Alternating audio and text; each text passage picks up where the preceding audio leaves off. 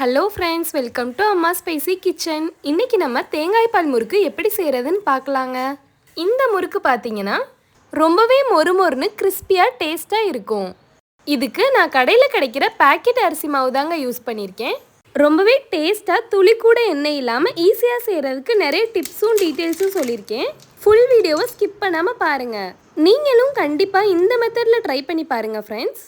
நம்ம சேனல் அம்மா ஸ்பைசி கிச்சனை சப்ஸ்கிரைப் பண்ணாதவங்க சப்ஸ்கிரைப் பண்ணிக்கோங்க. கூடவே இருக்க பெல் சிம்பலையும் கிளிக் பண்ணிக்கோங்க. வாங்க வீடியோக்குள்ளே போகலாம். ஃபஸ்ட்டு இந்த ரெசிபி பண்ணுறதுக்கு ஒரு பேனை சூடு பண்ணிக்கிறலாம். நான் கப்பில் தலை நிறச்சி முழு உருட்டு உளுந்து எடுத்திருக்கேங்க. உங்கள்கிட்ட மெஷர்மெண்ட் கப் இல்லாட்டி வீட்டில் இருக்க கப்லேயோ கிளாஸ்லேயோ அளவு எடுத்துக்கலாம். அதே கப்பில் தான் மற்ற பொருட்களையும் அளவு எடுத்துக்கிறணும். குறைவான தீயிலே வச்சு உளுந்தை வறுத்துக்கிறணும். நம்ம முறுக்கு நல்ல ஒயிட் கலரில் வரணும்னா ரொம்பவே முக்கியம், உளுந்தோட கலர் மாறக்கூடாதுங்க. உளுந்தோட கலர் மாறுச்சுன்னா முறுக்கு ஃப்ரை ஆனதுக்கப்புறம் அதோட கலரும் டார்க்காக இருக்கும். குறைவான தீயிலே வச்சு உளுந்துலேருந்து நல்ல மணம் வரணும். நம்ம உளுந்து தொட்டு பார்த்தோம்னா நல்ல சுருக்குன்னு ஹீட் இருக்கணுங்க. இந்த ஸ்டேஜில் இதை வேறு பிளேட்டில் உடனே மாற்றணும். இல்லை பேனில் இருக்க சூட்லேயே உளுந்து இன்னும் கூட கலர் மாறும். இதோட சூடு முழுமையாக போனதுக்கப்புறம் தான் பொடி பண்ணணும். இப்போ நல்ல ஹீட் ஆறிடுச்சு. நம்ம வீட்டில் இருக்க சின்ன மிக்ஸி ஜாரில் சேர்த்துட்டு எந்த அளவுக்கு பொடி பண்ண முடியுமோ அது வரைக்கும் நல்ல ஃபைன் பவுடரை அரைச்சிட்டு வந்துடலாம். இப்போது பொடி பண்ணியாச்சு. இதை சளிச்சிட்டு தான் சேர்த்துக்கணும். சின்ன ஹோலில் சல்லடையில் சளிச்சுக்கோங்க. நீங்கள் அதிக குவான்டிட்டியில் செஞ்சீங்கன்னா மில்லில் கூட அரைச்சி எடுத்துக்கலாம். இப்படி சலிக்கும் போது தான் கப்பியெல்லாம் போயிட்டு நல்ல நைஸான உளுத்த மாவு கிடைக்கும். நம்ம எடுத்த உளுந்துக்கு அந்த கப்பு குவிச்சு 1 கப் உளுந்த மாவு கிடைக்கும். இது இருக்கட்டும். நம்ம உளுந்து எடுத்த கப்லேயே 1/4 கப் பொட்டுக்கடலை எடுத்துக்கலாம். இதையும் நல்ல ஃபைன் பவுடராக அரைச்சிட்டு வந்துடணும். இதையும் அரைச்சி சளிச்சிட்டு எடுத்துக்கலாங்க. இந்த பொட்டுக்கடலை மாவு சேர்க்கும்போது முறுக்கு ரொம்பவே கிறிஸ்பியாக இருக்கும். அடுத்து இதுக்கு தேவையான அரிசி மாவு எடுத்துக்கலாங்க. ரொம்பவே முக்கியம், நம்ம எடுக்கிற அரிசி மாவு நல்ல நைஸான பவுடராக இருக்கணும். உளுந்த மாவு எடுத்த மாதிரியே குவிச்சு 4 கப் அரிசி மாவு சேர்த்துக்கணும். நீங்கள் வீட்டில் இருக்கிற அரிசி மாவு இல்லை கடையில் கிடைக்கிற வறுக்காத எந்த அரிசி மாவு வேணாலும் யூஸ் பண்ணிக்கலாம். எனக்கு நைஸான பவுடராக இருக்கனால நான் அப்படியே சேர்த்துக்கிறேன். கப்பி ஏதாவது இருந்தால் நீங்கள் சளிச்சிட்டு அதுக்கப்புறம் சேர்த்துக்கோங்க.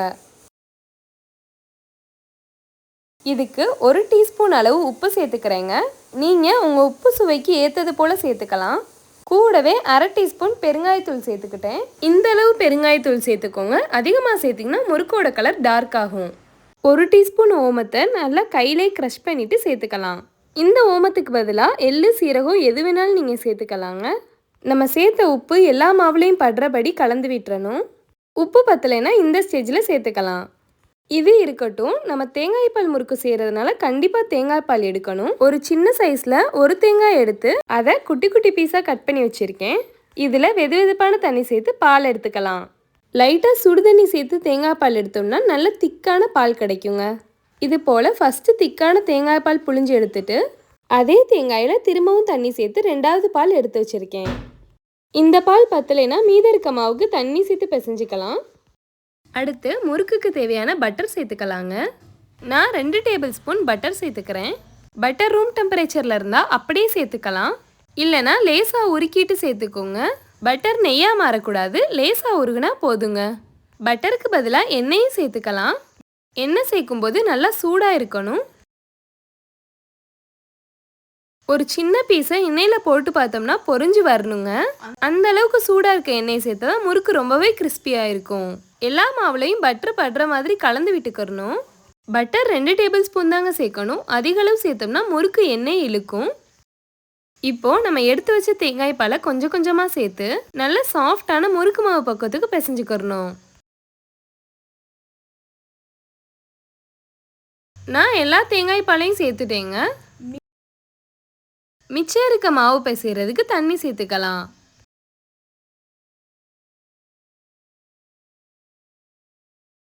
நம்ம மாவு நல்ல சாஃப்டான சப்பாத்தி மாவு பக்குவத்துக்கு இருக்கணும். இந்த மாவை தொட்டு பார்த்தோம்னா கை ஈஸியாக உள்ளே இறங்கணும். இது சரியான பக்குவமாக இருக்கும்.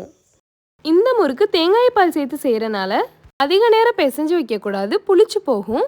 முறுக்கோட கலரும் மாறும். நிறைய குவான்டிட்டியில் முறுக்கு செஞ்சிங்கன்னா 2-3 பேட்சாக பிரித்து செஞ்சுக்கோங்க. அடுத்து முறுக்கு உரல் எடுத்துக்கலாங்க. நான் இந்த தேன்குழல் முறுக்கு அச்சு சேர்த்துக்கிறேன். கொஞ்சமாக எண்ணெயை தொட்டு உரலில் எல்லா பக்கமும் படுற மாதிரி தடவி விட்டுக்கிறணும். நம்ம பிசைஞ்ச மாவுலேருந்து கொஞ்சமாக எடுத்துட்டு நல்லா உருட்டிக்கிறணும். உரலில் 3/4 அளவு வர்ற மாதிரி வச்சுக்கலாம். அதிகமாக மாவு வச்சோம்னா பிழிறதுக்கு ரொம்பவே கஷ்டமாக இருக்கும். இந்த அளவு மாவு சேர்த்துட்டு ஒரு பிளேட்டில் எண்ணெய் தடவி வச்சுருக்கேன். அதில் முறுக்க சுற்றலாங்க. நம்ம சரியான பக்குவத்தில் மாவு பிசைஞ்சனால கஷ்டமே இல்லாமல் மாவு கட்டாகாமல் ஈஸியாக பிழிய வரும். இதே மாதிரி 2 தடவை சுற்றிட்டு அதோட எட்ஜில் பிரிஞ்சு வராமல் நல்லா ப்ரெஸ் பண்ணி ஒட்டி விடணும். முறுக்கு ஃப்ரையாக தேவையான அளவு எண்ணெய் சூடு பண்ணிக்கிறலாம். ஃபஸ்ட்டு ஹை ஃப்ளேமில் ஹீட் பண்ணிக்கிறணும். ஒரு சின்ன பீஸ் மாவை போட்டு பார்க்கணும். அது அடியில் போயிட்டு மேலே பொங்கி வரணும். அப்போது எண்ணெய் நல்லா ஹீட் ஆயிடுச்சு. இந்த முறுக்கு மாவை கையில் எடுத்துக்கரலாம். எண்ணெயோட பக்கத்தில் மெதுவாக போடணுங்க. இப்போ ஃப்ளேமை மீடியம்க்கும் ஹைக்கும் நடுவில் வச்சு பொரிக்கணும். எண்ணெயோட ஹீட் குறைவாக இருந்துச்சுன்னா முறுக்கு எண்ணெய் இழுக்கும். சூடு அதிகமாக இருந்துச்சுன்னா முறுக்கு கரிஞ்சு போகும். அதனால ஹை ஃப்ளேமுக்கு கொஞ்சம் குறைவாகவே வச்சு ஃப்ரை பண்ணிக்கோங்க. ஒரு பக்கம் ஃப்ரை ஆனோன்னா அடுத்த பக்கம் திருப்பி விடணும். 2 பக்கமும் மொறுமொறுப்பாக எண்ணெயோட சலசலப்பு குறைஞ்சோன்னு வெளியே எடுத்துடலாம்.